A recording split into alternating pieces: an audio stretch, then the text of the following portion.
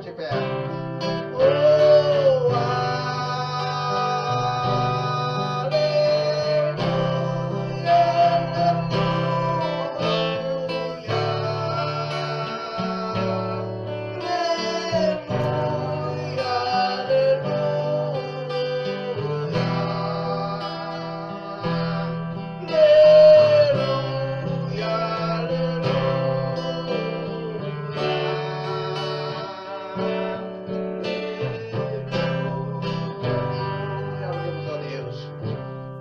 Santo Deus Todo-Poderoso, agora, Pai, meu Deus querido, ó Pai, depois, Senhor, ó Pai, das oportunidades dadas, Pai, a cada um nesta noite que, Senhor Deus, ó Pai, tem usado, Senhor, e ainda, Senhor, ó Pai, vivo, Deus Todo-Poderoso, Tu ainda estás, Senhor, ó Pai, no controle da situação, que agora, Senhor, ó Pai, passaremos para o Teu servo, meu Pai, que aonde estará, Senhor, ó Pai, agora, Senhor, ministrando a Tua palavra, Deus eterno, Santo, Deus Todo-Poderoso, estamos aqui para ouvir Tua palavra, que Tu, Pai, vem falar sobre cada um dos nossos corações, em nome do Senhor e Salvador Jesus Cristo, usando o Teu servo, Pai, conforme segundo a Tua vontade, o Teu querer, pedimos em nome de Jesus, o Cristo Nazaré, que vive e reina para todos sempre. Amém e amém. Quero passar para o pastor José.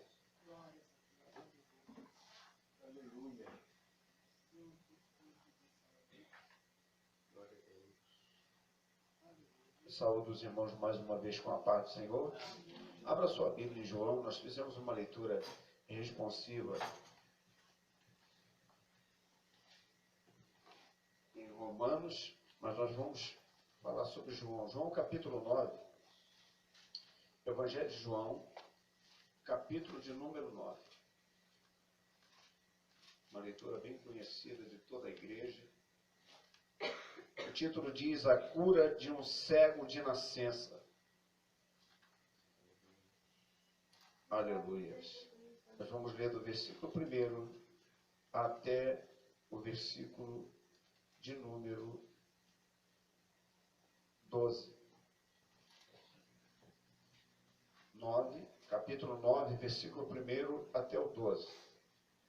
Diz assim, eu vou ler um e a igreja o outro. Diz assim: E passando Jesus, viu um homem cego de nascença. A igreja. E os seus discípulos lhe perguntaram, dizendo: Rabi, quem pecou, este ou seus pais, para que nascesse cego? Jesus respondeu: Nem ele pecou, nem seus pais, mas foi assim para que se manifestasse nele as obras de Deus. Convém que eu faça as obras daquele que me enviou, enquanto é dia, a noite vem, quando ninguém pode trabalhar. Enquanto estou no mundo, sou a luz do mundo. Tendo dito isso, cuspiu na terra, e com a saliva fez lodo, e usou com o lodo os olhos do cego. E disse-lhe: Vai, lava-te no tanque de Siloé, que significa o enviado. Foi, pois, e lavou-se e voltou vendo. Então os vizinhos e aqueles que antes tinham visto que era cego diziam: Não é este aquele que estava assentado e mendigava? Uns diziam: É este, e outros: Parece-se com ele. E ele dizia: Sou eu. Diziam-lhe, pois, como se abriram os olhos? Ele respondeu e disse-lhes: O homem chamado Jesus fez lodo e untou-me os olhos, e disse-me: Vai ao tanque de Siloé e lava-te. Então fui e lavei-me e vi todos. Disseram-lhe, pois, onde está ele? E respondeu: Não sei. Amém? Os irmãos podem sentar, em nome do Senhor Jesus. O texto que nós lemos agora é uma das histórias mais lida, concorrida entre os judeus, onde fala sobre a obra redentora de Jesus. Né? A Bíblia diz que os apóstolos viram Jesus, estava andando dentro de Jerusalém, e eles viram um cego. E eles agora vão dizer para Jesus: Senhor, quem foi que pecou? Ele ou seus pais? Por que os discípulos disseram isso? Porque havia uma crença no Antigo Testamento que alguém não nascia aleijado se não tivesse uma maldição. Algo, né, naquele momento, era uma cobrança de Deus na vida de um ser humano.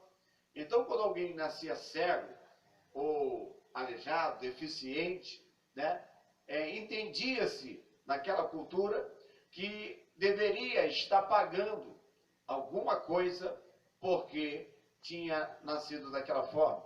E eles vão perguntar a Jesus: Senhor, quem foi que pecou? Ele ou os pais? Porque também na lei dizia, a lei de Moisés dizia o seguinte, que Deus visitava a maldade dos pais nos filhos até a terceira e a quarta geração. Ou seja, naquela época, se um pai pecasse, o filho poderia pagar pelo pai, ou o neto, ou o bisneto, ou o tataraneto. Nessas gerações eram alcançadas com a maldição. Mas quando Jesus veio, ele veio justamente para mudar essa situação. É por isso que ele abre a boca e diz para os apóstolos: nem ele pecou e nem os seus pais, mas aconteceu isso para que a glória de Deus se manifestasse por ele. Ou seja, esta enfermidade é para que o nome de Deus seja conhecido neste lugar. O que Jesus queria dizer é que aquele cego voltaria a enxergar. Agora preste bem atenção que esse cego era cego de nascença. A Bíblia não declara qual era a idade dele, mas pelo discorrer da lição, nós entendemos que ele tinha mais de 13 anos. Por quê? Porque a Bíblia é bem clara em dizer que na cultura judaica, um menino com 13 anos ele podia responder por si mesmo. E é importante que quando ele vai ser indagado, o pai desse menino vai ser indagado pelos líderes daquela sinagoga, os religiosos daquela época, eles queriam saber quem é que curou esse menino, porque eles achavam que ninguém poderia atuar com milagre, porque somente eles que eram religiosos poderiam curar. Mas quando Jesus veio exatamente para surpreender a humanidade e para mostrar que Deus ainda tinha um plano para a humanidade. Porque aquele plano da sinagoga antiga já tinha perdido a sua validade. Por meio de quê? Porque aquele plano antigo da tradição de religião tinha perdido a validade, porque a religião passou a ser uma tradição e não era mais algo feito para Deus com alegria da alma, mas era uma tradição. Alguém fazia desde pequeno para poder obter a sua salvação. Então, Jesus veio para mostrar para a humanidade que a salvação agora era por graça. O que era graça? Era um favor imerecido. Então, Jesus agora vai manifestar a graça na vida desse cego. E de que maneira que ele vai atuar? A Bíblia diz que ele vai de uma maneira que nós poderíamos dizer nos nossos dias atuais, grotesca. Porque Jesus não põe a mão nos olhos do cego e o cura. Jesus cospe, na terra, faz lodo com cuspe no meio da terra e coloca no olho daquele moço. Se nós olhássemos nos dias atuais, alguém diria: que nojeira, um homem cospe no chão e faz isso. É verdade, só que aquele homem que estava fazendo isso era santo. E tudo que saía dele era santo. Quando Jesus cospe no chão, coloca nos olhos daquele cego, note que Jesus não vai pegar na mão do cego e não vai levar ele lá. Não, ele diz assim: agora você vai lá no tanque e se lava. Irmãos, pensa comigo, se aquele cego era cego, como é que ele ia chegar no tanque e ia se lavar? Jesus estava dizendo para ele: vai até o tanque e se lava. Mas por que Jesus falou isso? Jesus estava dizendo o seguinte: agora que eu cuspi no chão, coloquei nos teus olhos, aonde tu andar, você vai ter uma direção. você vai andar. Porque toda pessoa que tem um contato com Jesus, ele pode ter nascido cego, ele pode ter nascido aleijado, mas agora ele tem uma perspectiva de vida. Aquele cego, talvez ele andava moribundo pelos cantos, quem sabe batendo em uma pedra aqui, uma pedra ali, mas quando Jesus veio, cuspiu no chão, colocou o lodo lá nos olhos dele, agora esse homem tem uma direção. A direção que Jesus dá a ele é um tanque de Siloé, que significa o enviado. Mas o que Jesus queria dizer com isso, pastor? Ele queria dizer que veio um enviado de Deus, e quando tu chegar ao enviado, você vai ser curado. O enviado de Deus era Jesus, mas Jesus envia ele ao tanque, porque alguém poderia dizer, foi lá no tanque que ele foi curado. Não, foi o enviado de Deus que veio e colocou as mãos sobre os olhos dele. Quando ele vem e toca nele, os judeus agora estão preocupados. Quem foi que curou esse rapaz? Porque a notícia se espalhou. Imagine multidões e multidões estavam procurando aquele rapaz, que era desprezado pela sociedade, que ninguém olhava para ele. Passava por ele, talvez quem diz, é mais um cego que nasceu aqui em Jerusalém. Ninguém olha para ele, mas agora este cego estava feliz da vida, porque ninguém recebe o milagre e fica de boca fechada. Ele estava no meio da cidade, exaltando o nome de Deus, e a população vinha chegando e dizendo, não é esse aquele menino que era cego? Aí a Bíblia vai dizer, uns diziam esse, outros diziam, parece com ele, e ele dizia, sou eu mesmo. Sou eu que Deus curou.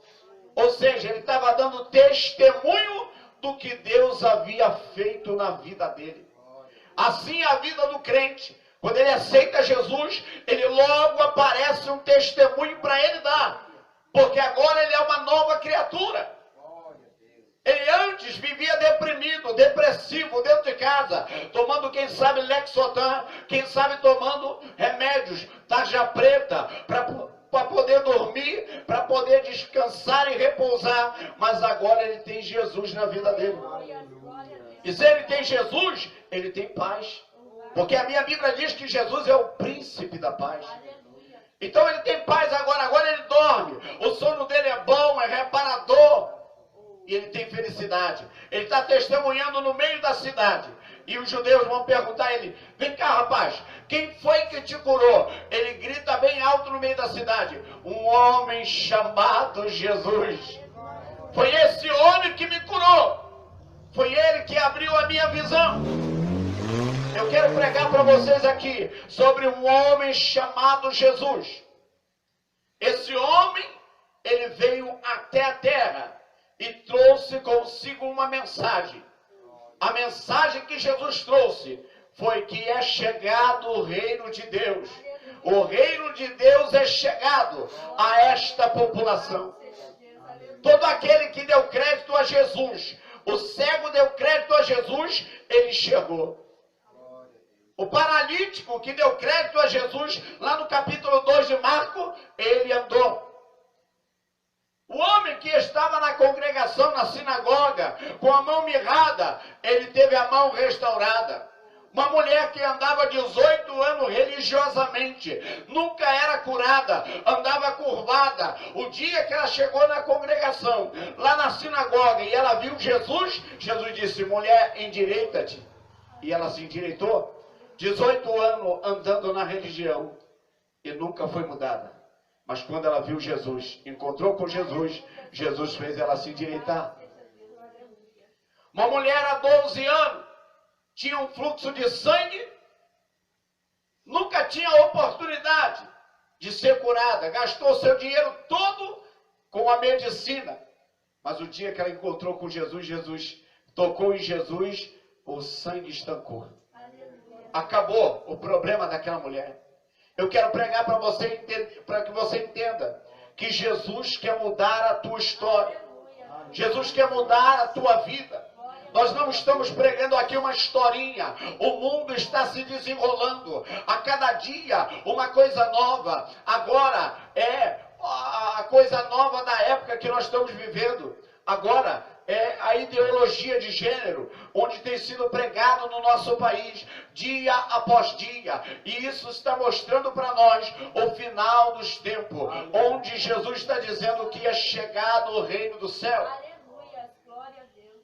Nós não viemos para cá trazer para você uma filosofia, porque filosofia não muda a vida de ninguém. Platão foi um grande filósofo. Sócrates foi um grande filósofo, não mudou a história dele, ele ficou com o nome na história, mas não mudou a história dele. Quando vier o dia do juízo, eles vão ter que comparecer diante do tribunal de Deus e vão ter que prestar conta ao Todo-Poderoso. Mas nós hoje estamos pregando aqui de um Jesus que quer mudar a tua história, antes que você desça a sepultura, antes que você parta desta vida, sem entender que há Deus para te salvar. Nós estamos apresentando a você um Jesus que quer curar você dessa cegueira espiritual. Quem sabe você está vivendo. Aquele garoto era um religioso. Ele viveu toda a sua vida dentro da sinagoga. A Bíblia diz que os pais deles eram frequentador assíduo da sinagoga, eram presentes todos os dias. É tanto que os judeus disseram para ele: ó, se você não fizer alguma coisa quanto a isso, nós vamos te expulsar da sinagoga. Mas Jesus é tão bom que Jesus assumiu, atribuiu a cura daquele rapaz para ele mesmo. Eu quero que você entenda, o Jesus que nós estamos pregando aqui não é um Jesus que vai fazer um milagre na tua vida, na transformação, e amanhã vai estar te cobrando, não. Ele vai estar fazendo o milagre hoje. A minha Bíblia diz lá em Lucas, no capítulo 13, que ele faz milagre hoje, amanhã e no dia seguinte. Por quê? Porque convém que um profeta pregue em Jerusalém, Jesus disse, e morra e ressuscite ao terceiro dia. Jesus trouxe a sua palavra para a mudança da humanidade. Jesus não te trouxe a vida para que você sofresse. Embora você olhe para você, você chegue diante do espelho, você chora, você diz assim: ah, para que eu nasci? Só para sofrer. Deus está dizendo para você que Ele tem um plano, um projeto na tua vida. Se você abrir o teu coração, Ele vai te salvar hoje. O que eu tenho que fazer, pastor? Você tem que ouvir a voz do Senhor. Aquele cego teve o privilégio de encontrar Jesus na rua. Aquele cego teve o privilégio de ser tocado por Jesus. Mas nem todo mundo tem esse privilégio. Mas você hoje tem no século 21. Naquela época era impossível. As pessoas não acreditavam em Jesus como Filho de Deus. E mesmo assim Ele fazia milagre.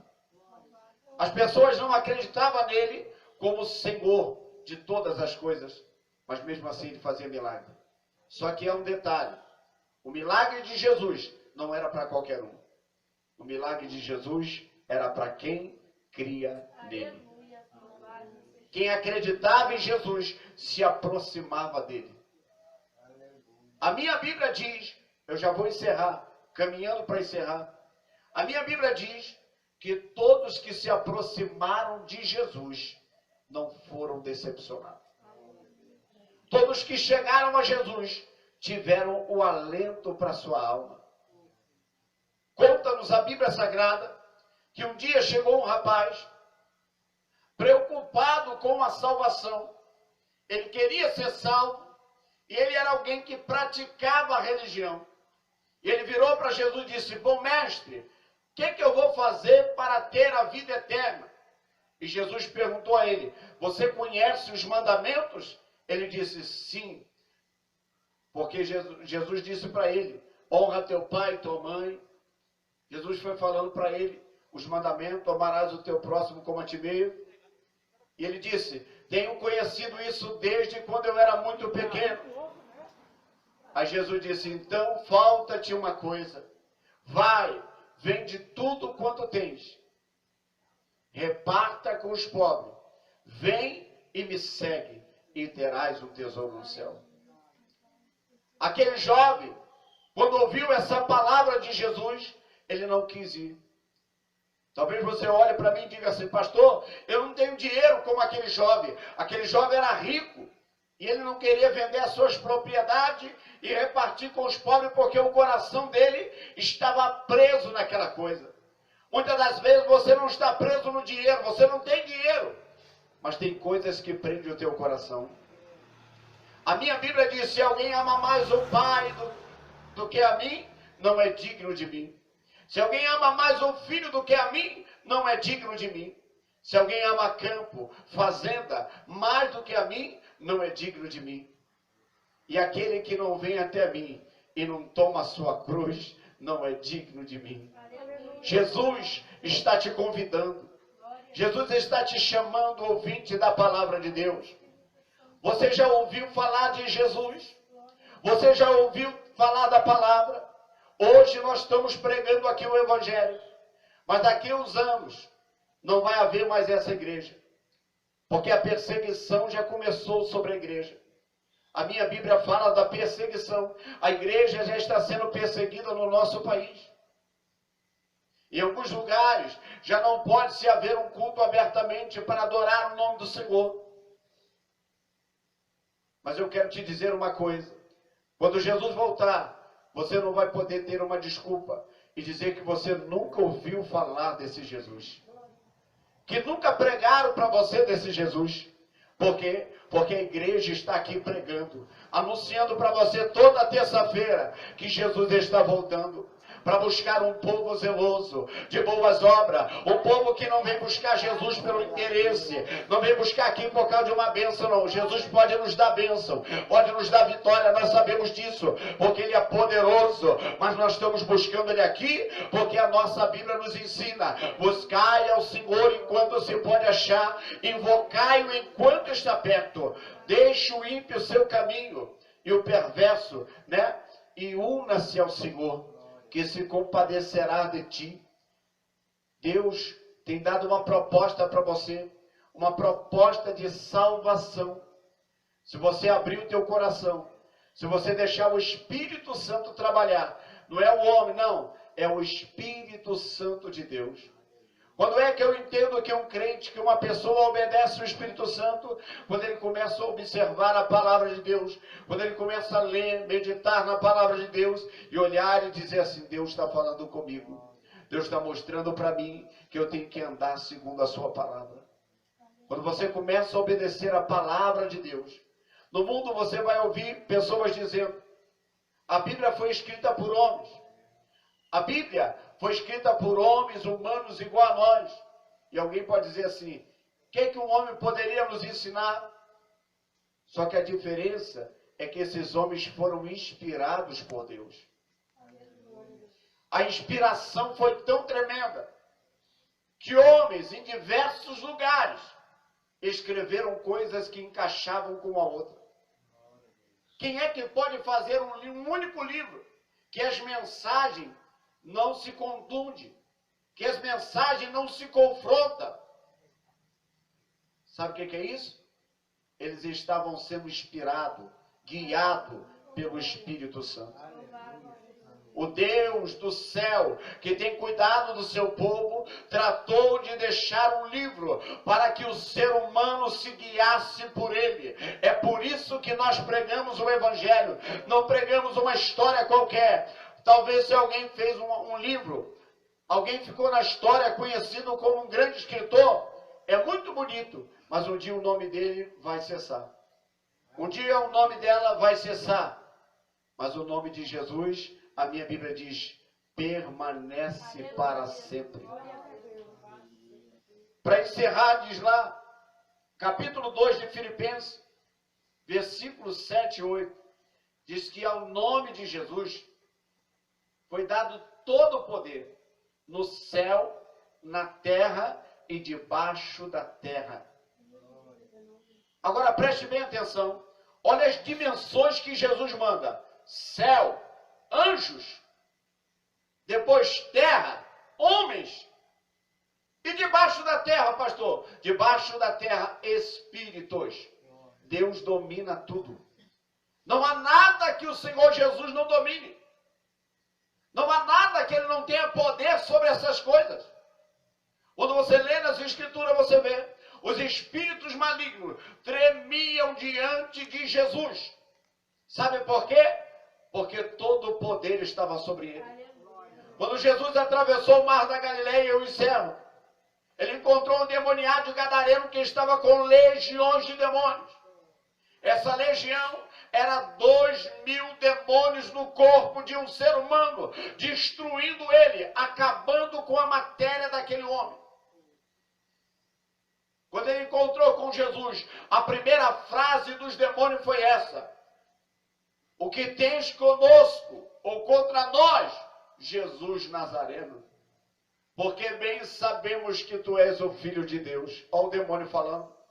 Sabemos que tu és o Filho de Deus. Agora, por que vieste nos atormentar aqui agora?